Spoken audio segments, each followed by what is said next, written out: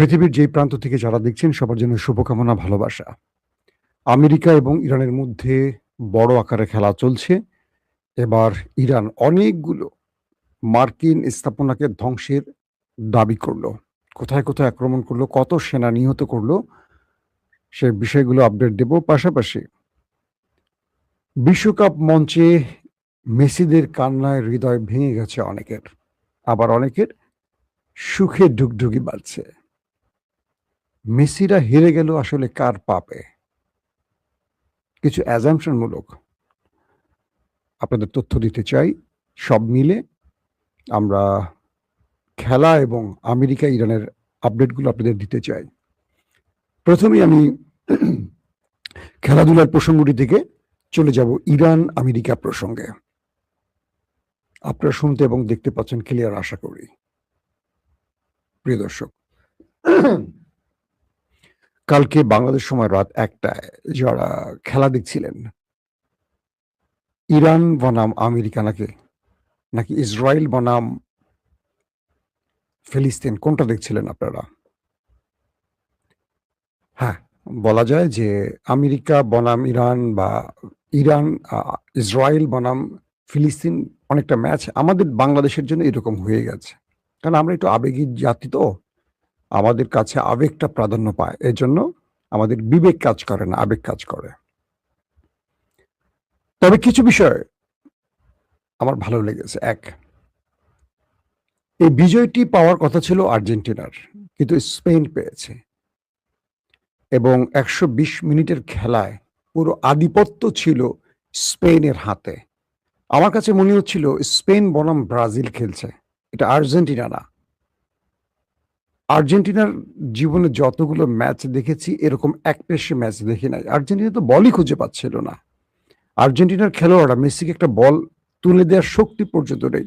তারা একটা বলকে 2-3 জন প্লেয়ারের মধ্যে পাস দিয়ে আর আটকে রাখতে পারছিল না। অটোমেটিক চলে যাচ্ছিল, ভুল পাসে চলে যাচ্ছিল, আর্জেন্টিনার পা থেকে বল কেড়ে নিচ্ছিল। অনেক রকম প্রবলেম। পুরো পৃথিবী দেখছে এই খেলাটা, এটা নিয়ে কোনো বক্তব্য দেওয়ার কিছু নাই। কিন্তু আসলে আর্জেন্টিনা হেরেছে কার পাপে, কার ভুলে? এটা বিশ্লেষণ আসতে পারে। দুই দলের মেবি 22 আর 19 ছিল ফাউলের সংখ্যা। আর্জেন্টিনার ফাউল ধরা হয়েছে 22, আর কি বলে স্পেনের ফাউল ধরা হয়েছে মেবি 19। দু একটা সংখ্যা এদিক ওদিক হতে পারে। কিন্তু আর্জেন্টিনা পেয়েছে 6টা হলুদ কার্ড, স্পেন একটিও পায়নি। ইভেন আর্জেন্টিনার কোচকেও হলুদ কার্ড দেওয়া হয়েছে। আমার জীবনে আমি যতগুলো খেলা দেখেছি, আর্জেন্টিনার সাথে ফিফা বিমাতা সুলভ আচরণ বরাবরই করেছে এবং এই মাঠ থেকে ম্যারাডোনাকে কাঁদতে কাঁদতে নামতে হয়েছে। এবং এই মাঠে আর্জেন্টিনাকে লাল কার্ড আজকে প্রথম না, ফাইনালে এর আগেও যখন জার্মানির সাথে খেলছে, আর্জেন্টিনা জিতে যাচ্ছে, তখন তার প্লেয়ারদেরকে একের পর এক হলুদ কার্ড দেয়া, লাল কার্ড দিয়ে মাঠ থেকে বের করে দেয়া। আবার আর্জেন্টিনার নিয়মিত 4-5 জন একদম প্রথম একাদশের প্লেয়ারকে নামতে দেয়নি মাঠে। এই ফিফা এরকম বহুত ইতিহাস আছে। সে ব্ল্যাটার বা 70 দশকে যেই ফিফা প্রেসিডেন্ট ছিলেন, যার কারণে ম্যারাডোনা বলতো শয়তানের ভাই ফিফাকে। অনেক চড়াই উতরে মেসি 2022-এ এসে সেই শিরোপা খরা গোছায়। কিন্তু এবার দেখবেন আমাদের দেশের অশিক্ষিত, একটু যারা গান্ডু বা মূর্খ, যারা খেলা কম বোঝে বা বিশ্বকাপে আসলে একটা পক্ষ নিয়ে হাউকাউ করে, তাদের দল থাকুক আর না থাকুক বিতর্ক ছড়াবে। সেই দলটার নাম আমি মুখে আনতে চাই না, আপনারা বুঝে গেছেন। বিশ্বকাপে তাদের দল 16 থেকে আউট হয়ে গেছে, কিন্তু তারা আউট হয় না, তারা মাঠে ছিল, ফেসবুকে ছিল, তারা প্রতিদিনই কোনো না কোনো পক্ষ নিয়েছে অপর পক্ষকে হারাবার জন্য এবং সেই পক্ষগুলো হেরে গেছে। তাদের বিতর্কগুলো দেখছেন, ফিফার দল মেসি, কমিটির দল মেসি। কালকে ভালো করে খেয়াল করেন তো কতগুলো হলুদ কার্ড আর্জেন্টিনাকে দেওয়া হয়েছে। মেসিকে বারবার ট্যাকল করে ফেলে দেওয়ার পর মেসি আবেদন করলেও দেয়নি। ফার্নান্দেস একটি ফাউলের আবেদন করলে তাকে হলুদ কার্ড দেওয়া হয়। পরবর্তী তাকে দুইটা প্লেয়ার যখন বল নিতে এসে মুখোমুখি অ্যাটাকে পড়ে, একদম বারবার স্লো মোশনে দেখবেন, দুজন প্লেয়ার খুব গতিতে এসে মুখোমুখি অ্যাটাকে পড়ে, ফার্নান্দেসকে দেয়া হলো হলুদ কার্ড এবং লাল কার্ড হয়ে আর্জেন্টিনা হয়ে গেল দুর্বল। মিডফিল্ডার মানে মাঝমাঠ উইক হয়ে গেল আর্জেন্টিনার। এগুলো নিয়ে অনেক বিতর্ক হবে, এগুলো নিয়ে কথা বলবো না, কিন্তু স্পেন অসাধারণ খেলছে। যদি কালকে কোনো কারণে এই ম্যাচটি আর্জেন্টিনা জিতে যেত, আমি বলতাম যে এটা ফুটবলের সৌন্দর্য কমে গেছে, কারণ ফুটবল ভালো খেলোয়াড়দের বিজয় দেখতে চায়। তাই স্পেন কালকে তার যে জয়টা পেয়েছে নিজের যোগ্যতায় পেয়েছে, এটা কারোর দান না। কিন্তু ফিফা বা পেছনে বসে থাকা অদৃশ্য শক্তিগুলো কখনো যে আর্জেন্টিনার পক্ষে না, এটা বাংলাদেশের গর্ধবরা বোঝে না। তারা বিতর্কে জেতার জন্য অনেক কথা বলে, তাদের নিজেদের দলের খবর নাই, অনেক আগে হেরে বিদায় নিয়ে গেছে, এটা নিয়ে কোনো কথা নাই। তারা আরেকটাকে বিতর্ক করার প্রতিযোগিতায় নেমে থাকে। এটা অনেকটা আওয়ামী লীগের চরিত্র। আমি অনেকে চিনি তাদের ব্যক্তিগতভাবে, তাদের কথা হলো যে আমরা হেরে গেছি, কেন আর্জেন্টিনা থাকবে, আর্জেন্টিনা হেরে যাক। এটা হিংসুক জাতিদের কথা আর না বলি। আমি এদের কমেন্টের উত্তরও কখনো দেয়া প্রয়োজন মনে করি না। থার্ড ক্লাস রুচির লোকগুলো এই টাইপেরই হয়। কেউ কষ্ট পেলে আমার কিচ্ছু যায় আসে না। আপনি দেখবেন আর্জেন্টিনার সমালোচনা করতে পারে, তারা ফাইনাল পর্যন্ত আছে। তোমরা বাবা কেড়ে, তোমরা যে একটার পর একটা বাপ পরিবর্তন করতেছো, তোমার মাকে জিজ্ঞাসা করে বাপ কয়টা তোমাদের। এটা কোনো তুমি খেলা থেকে আউট, তুমি খেলার সৌন্দর্য নিয়ে কথা বলো। তুমি আরেকটা দলকে বিতর্কের জন্য যে গায়ে পড়ে কুতর্ক করছো, পুরো পৃথিবী দেখতেছে না খেলাটা। কালকে যে আর্জেন্টিনার সাথে এতগুলো অবিচার হলো, আর্জেন্টিনা একটা প্রশ্ন তুলেছে, মাথা পেতে চলে গেছে না কালকে কি আর্জেন্টিনা পারতো না? যদি ফিফার দল হতো, ডি বক্সের মধ্যে একটা লাফ দিয়ে পড়ে একটা ফাউল দাবি করে একটা প্লান্টিক নিতে, অনেক রকম পারতো। এগুলো সাজানো থাকে, অনেক কিছু সাজানো হয়, এগুলি ফিফা করেছে অতীতে। যারা মনে করেন যে ব্রাজিল 5টা বিশ্বকাপ একদম ফ্রেশ ভাবে পেয়েছে, তারা খেলাই দেখেন না জীবনে। বহুত কাহিনী, এগুলো আমরা জানি, শুনি, আমরা দেখেছি, ডকুমেন্টেশন আছে, এগুলো নিয়ে বিতর্ক আছে, সাজা পেয়েছে অনেক রেফারি, অনেক কিছু হয়েছে, বাদ দেয় সেগুলো। আসলে আর্জেন্টিনা হেরেছে কার পাপে? এটা হলো আজকের মূল আলোচনা। আর্জেন্টিনা মূলত হেরেছে ইসরায়েলের পাপে। খেলার ফাইনাল খেলা শুরুর আগ দিয়ে আর্জেন্টিনার অ্যাম্বাসেডর তিনি নেতানিয়াহুর সাথে ইসরায়েলে দেখা করলেন। মানে আর্জেন্টিনার যে অ্যাম্বাসেডর, রাষ্ট্রদূত, তিনি তো ইসরায়েলে ছিলেন, তিনি একটা বল নিয়ে তার সাথে দেখা করতে গেলেন এবং তিনি আর্জেন্টিনাকে সমর্থন দিলেন। আমি তখন আমার বাচ্চাকে বলছিলাম, আজকে এই ফাইনাল আর্জেন্টিনা জিতবে না, কারণ লাখো মানুষের রক্তের দাগ যার হাতে লেগে আছে, সে যদি আর্জেন্টিনা সাপোর্ট করতে পারে, এই বিজয় আর্জেন্টিনার ঘরে আসবে না। আপনারা জানেন যে ফিলিস্তিন বা গাজার যুবকরা আর্জেন্টিনাকে সমর্থন করে, কিন্তু কালকে দুটো ভাগ হয়ে গেছে গাজার যুবকরা। আমি গাজার যতগুলো নিউজ দেখছি ইন্টারন্যাশনাল আউটলেটে, দুটো পক্ষ তৈরি হয়েছে গাজার। একটা তারা ভালোবাসার জন্য মেসিদেরকে ভালোবাসা দিয়েছে, কারণ মেসি গাজা গিয়েছে, গাজার শিশুদের জন্য মেসি কাজ করেছেন, সেজন্য গাজার একটা ভালোবাসা ছিল মেসির জন্য, বা একটা পৃথিবীব্যাপী সর্বকালের সর্বশ্রেষ্ঠ খেলোয়াড়ের প্রতি সবার ভালোবাসা থাকবে। আরেকটা গ্রুপ মেসির দল ত্যাগ করেছে। কেন ত্যাগ করেছে?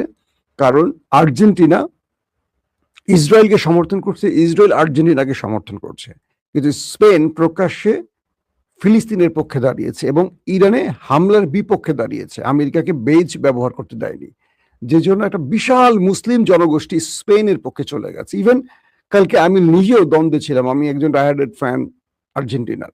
আমি আসলে কালকে যখন খেলা দেখছিলাম, আমি যে কোন পক্ষে আমি বুঝতেছিলাম না। আমার কেন জানি মনে হচ্ছে যে এই কাপটা স্পেনের হাতেই উঠুক। আমি বারবার বলি আমি কিন্তু আর্জেন্টিনার ফ্যান, সবসময় ছোটবেলা থেকে আর্জেন্টিনা, আমার ফুল ফ্যামিলি। তো আমার এক ভাই শুধু ব্রাজিল করে, কারণ আমি আর্জেন্টিনা করি বলে তাকে ব্রাজিল করতে হয়।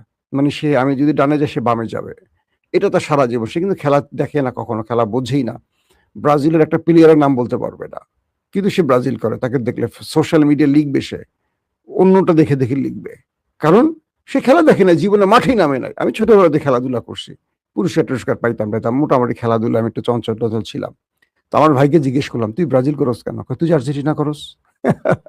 তো পৃথিবীতে এরকম বহু বিরল প্রাণী আছে তারা আর্জেন্টিনা ব্রাজিল করে। তো যখনই নেতানিয়াহু আর্জেন্টিনাকে সাপোর্ট দিয়েছে, তখনই আমি মনে করছি যে বহু মানুষের চোখের পানি এবার আর্জেন্টিনার জন্য পড়বে, কারণ পাপে পাইছে, এই পাপে পুড়ে যাবে আর্জেন্টিনা, পুড়ে গেছে। নাম্বার ওয়ান, স্পেনে যখন খেলা হচ্ছে, স্পেন যখন জিতে, আমরা দেখলাম যে ইয়ামাল, সে কিন্তু ফিলিস্তিনের পতাকা তার শরীরে বহন করেছিল কোন একটি ম্যাচে, আপনারা দেখেছেন। প্রকাশ্যে সে তার সমর্থন ফিলিস্তিনের জন্য, স্পেনের যেই সবচেয়ে এখন তুখুর খেলোয়াড় ইয়ামাল, তার অবস্থান ছিল স্পেনে ফিলিস্তিনের পক্ষে। পাশাপাশি যখন খেলা হচ্ছিল স্পেনে, তখন অনেকে ফ্রি প্যালেস্টাইন স্লোগান তুলেছে। আমি আমার অনেক বন্ধুরা আমার সাথে শেয়ার করছে এই খবরগুলো। স্পেনের জনগণ ফ্রি প্যালেস্টাইন স্লোগান তুলেছে। তো যখন পৃথিবীর অধিকাংশ মুসলিম দেশগুলোর সাপোর্ট চলে গেছে অটোমেটিক স্পেনের দিকে, আর্জেন্টিনা তার সাপোর্ট হারিয়েছে, বাংলাদেশে যারা আর্জেন্টিনার সমর্থক তারাও দোদুল্যমান হয়ে গেছে তারা কোন পক্ষকে সমর্থন করবে। একদিকে ফিলিস্তিনের রক্ত, আরেকদিকে তার ভালোবাসা, কিশোর বয়সের বা প্রথম ভালোবাসা, কোনটা ত্যাগ করবেন? আসলে আমরা দ্বিধাদ্বন্দ্বে ছিলাম। যে জন্য এই বিশ্বকাপের ফাইনালটা আমি খুব বেশি উপভোগ করতে পারিনি। দুটোকে আমার ভাই মনে হচ্ছিল, যদিও আমার ভাই না, মনে হচ্ছিল যে এটা আমার ভাই, এটা আমার ভাই, মানে এটা উদাহরণের জন্য বলছি। কিন্তু স্পেন জিতার কারণে আমার মনটা ভালো লাগছে একটা কারণেই, অ্যাটলিস্ট স্পেন জানুক যে তারা ফিলিস্তিনের পক্ষে দাঁড়ানোয় পুরো পৃথিবীর মুসলমানরা তাদের পক্ষে দাঁড়িয়েছে, এই মেসেজটা যাক। এবং এই মেসেজটা আর্জেন্টিনার মেসিদের কানেও পৌঁছাক যে তোমার প্রেসিডেন্ট, তোমাদের কোনো দোষ নাই, কারণ মেসিরা কখনো ফিলিস্তিনের বাইরে গিয়ে ইসরায়েলের পক্ষে না। যে যেটাই প্রচার করুক, আমি একজন সাংবাদিক হিসেবে দায়িত্ব নিয়ে বলছি, আপনারা যেটা জানেন তার চেয়ে আমি কমটা জানি না, কারণ আমি গণমাধ্যমে কাজ করি, সারাদিন সংবাদ নিয়ে আমার কাজ, কোনটা ফেক কোনটা আসল ক্রস চেক করা বা ফ্যাক্ট চেক করা, এগুলি আমাদের কাজ। আপনারা হয়তো কোনো একটা টিভিতে দেখতেছেন, কোনো একটা পত্রিকায় পড়তেছেন, নিজের নিউজ করতেছেন না, তো পড়তেছেন, ভুলটাও পড়তেছেন, সঠিকটাও পড়তেছেন, ফেসবুকে পোস্ট পাচ্ছেন, রংটাও পাচ্ছেন, ভুলটাও পাচ্ছেন, কিন্তু আমরা জানি কোনটা রাইট কোনটা রং, কারণ এগুলো নিয়ে আমাদের কাজ। মেসিরা কোনোদিন ইসরায়েলের পক্ষে না, কিন্তু মেসিদের প্রেসিডেন্ট ইসরায়েলের দালাল। ওই দালালটার জন্য এই পরাজয়, এবং ইসরায়েলের সমর্থনটা ওদের পাপ। এখন কেন বলেন মাসুম ভাই, আপনি এটা কেমনি বলেন? আমি অদৃশ্যকে বিশ্বাস করি, আল্লাহকে বিশ্বাস করি, আমি কিয়ামতকে বিশ্বাস করি। আমি একটা জিনিস বিশ্বাস করি যে আল্লাহ কি করবেন আমি জানি না, আল্লাহ কোন ভাবে কি শাস্তি দিবেন তা জানি না, কিন্তু ফিলিস্তিনের এত মানুষের কান্না এবং ফিলিস্তিনের এতগুলো মানুষের দোয়া স্পেনের জন্য, আল্লাহকে সেই দোয়ার হাতটা কবুল করবেন না? এখন বলবেন খেলা কি জায়েজ, আমি সেই বিতর্কেও যাব না। কখনো কখনো অনেক নাজায়েজও জায়েজ হতে পারে, জায়েজ নাজায়েজ আমার আল্লাহর কাছে, আমি সেদিকে আর যাচ্ছি না। কখনো কখনো দুনিয়ার জমিনে কোনো কোনো বিজয় ইসলামের জন্য খুব প্রয়োজন, কখনো কখনো কোনো কোনো জয় অনেক বড় ইসলামের দাওয়াতে কাজ করতে পারে। সো আমি বিশ্বাস করি এই খেলায় পরাজয়টি হয়েছে আর্জেন্টিনার দুটো কারণে। এক, তাদের দেশের প্রেসিডেন্ট ইসরায়েলকে সমর্থন দিয়েছে। দুই, ইসরায়েল নেতানিয়াহু আর্জেন্টিনাকে সমর্থন দিয়েছে। একটা পাপ তাদেরকে শেষ করে দিয়েছে। তাই বিশ্বকাপ মঞ্চে আমরা আর্জেন্টিনাকে খেলতে দেখি নাই। আল্লাহ অদৃশ্যভাবে, আমার ধারণা থেকে বলছে, আল্লাহ অদৃশ্যভাবে তাদেরকে কি বলবো রোবট বানিয়ে দিয়েছে। তাদের মধ্যে খেলার কোনো শক্তি ছিল না, স্পেনের পাশে দাঁড়াতেই পারে নাই। কোনোদিন যারা আর্জেন্টিনার খেলা দেখেন, শুধু নিন্দুক সমালোচকরা বলেন আর্জেন্টিনা কি এত বাজে খেলে। কালকে দেখছেন আর্জেন্টিনাকে খেলতে মাঠে, এটা আর্জেন্টিনা, যে আর্জেন্টিনা হেরে গেল ম্যাচ তার দখলে রাখে। অতীতে এই মেসির হাত ধরে আরো 3 থেকে 4টা শিরোপার কাছাকাছি গিয়ে হেরে আসা, তো ফাইনালে উঠছে এই মেসির হাত ধরে 3বার বা 4বার। একবার জয় করছে, একবার জার্মানের সাথে হারছে, একবার স্পেনের সাথে হারলো। কি তুখোড় খেলা খেলেছে, কিন্তু কালকের খেলা কি আপনি আর্জেন্টিনার খেলা দেখছেন? দেখেন নাই। আমার মনে হয় যে ওই যে বললাম, আল্লাহর অলৌকিক শক্তি আর্জেন্টিনাকে আটকে দিয়েছে। আপনার কি মনে হয় জানি না, অবশ্যই কমেন্ট করবেন। আসেন আপনাদের জন্য গুরুত্বপূর্ণ কয়েকটা খবর দেয়। এই খবরগুলো আজকে যেহেতু খেলা নিয়ে বললাম, একটু বড় করে বললাম, কারণ রাতে তো হয়তো আবার আপনাদের সাথে দেখা হবে। ইরান যখন বিশ্বকাপ ফাইনাল চলছে তখন আমেরিকাকে টার্গেট করে ব্যাপক অ্যাটাক চালিয়েছে। ব্যাপক মানে ব্যাপক। তারা কি করলো, মার্কিন রিফুয়েলিং ট্যাঙ্কার ধ্বংস করে দিল মিসাইল অ্যাটাক চালিয়ে। এই রিফুয়েলিং ট্যাঙ্কারগুলোর মাধ্যমেই তারা তাদের যুদ্ধ বিমানগুলো তেল নিয়ে ইরানে উঠে এসে ইরানে অ্যাটাক করে যায়। সেই রিফুয়েলিং ট্যাঙ্কার উড়িয়ে দিল ইরান, এবং প্রায় ডজনেরও বেশি মার্কিন সেনাকে ওপারে পাঠাবার দাবি করছে স্বয়ং ইরান। তারা বলছে যে কাল রাতের অ্যাটাকে ডজনেরও বেশি মার্কিন সেনা ওপারে চলে গেছে, মানে এটা ইরান দাবি করছে সরাসরি। বলা হচ্ছে C-17 ট্রান্সপোর্ট এয়ারক্রাফট যে আছে এরকম বেশ কয়েকটাকে ধ্বংস করেছে ইরান। তারপরে তারা দাবি করছে যে তাদের 20টি হ্যাঙ্গার, যে বিমান রাখার যে হ্যাঙ্গার, এই হ্যাঙ্গার ধ্বংস করেছে ইরান মিসাইল এবং ড্রোন অ্যাটাক চালিয়ে। পাশাপাশি তারা বলছে মার্কিন শিপ তারা ধ্বংস করেছে ড্রোন অ্যাটাক চালিয়ে, এবং তারা বলছে যে MQ-9 রিপার যে ড্রোন, সবচেয়ে দামি ড্রোন মার্কিন যুক্তরাষ্ট্রের, সেই ড্রোনও তারা ধ্বংস করেছে। এবং এই সকল ধ্বংসের মাঝখান থেকেও, সকল বাধা সৃষ্টির পরও $6 বিলিয়ন তেল ইরান বাজারে বিক্রি করেছে, যেটা আমেরিকা শত বাধা দিয়েও ইরানকে আটকে রাখতে পারে নাই। তার মানে হলো যে কালকের যে যুদ্ধ ফাইনাল ম্যাচ চলছিল, সেই ফাইনাল ম্যাচে ইরানও তার নেপথ্যে আমেরিকার বিরুদ্ধে ফাইনাল ম্যাচ খেলছে। অন্যদিকে মার্কিন আগ্রাসনের বিরুদ্ধে আইআরজিসির হুঁশিয়ারি, তারা বলছে যে তারা কঠিন জবাব দিচ্ছে ইরানকে। আর অন্যদিকে হামাসের নতুন নেতার নাম ঘোষণা করা হয়েছে। হামাস তার নতুন ইয়াহিয়া সিনওয়ারের পরিবর্তে কার নাম ঘোষণা করছে সেটা বলছি। হামাস ঘোষণা করেছে যে 2024 সালে গাজায় ইসরায়েলের হাতে নিহত ইয়াহিয়া সিনওয়ারের স্থলাভিষিক্ত হিসেবে খলিল আল হায়াকে তাদের রাজনৈতিক ব্যুরোর প্রধান হিসেবে নির্বাচন করা হয়েছে। এই বিষয়ে একদিন আমি আপনাদের ভিডিওতে বলেছি খলিল আল হায়াকে নিয়ে। হরমুজ প্রণালীতে একটি ক্ষেপণাস্ত্রের আঘাতে একটি জাহাজে আগুন লেগে যায়। নাবিকরা জাহাজটি ত্যাগ করতে বাধ্য হয়। পরে একটি টাগবোটের সাহায্যে তাদের উদ্ধার করা হয়। উত্তর পশ্চিম ইরানের তাবরিজ শহরে মার্কিন সেনাবাহিনীর হামলায় একজন নিহত, বেশ কয়েকজন আহত হয়েছে। সেনকমের তথ্য মতে উত্তর ইরাকে ভূপাতিত একটি ইরানি ড্রোন থেকে অবিস্ফোরিত যুদ্ধাস্ত্রের নিয়ন্ত্রণে বিস্ফোরণের সময় একজন মার্কিন সেনা নিহত হয়েছে। গুড, ভালো খবর পাওয়া গেছে। মার্কিন সেন্টকম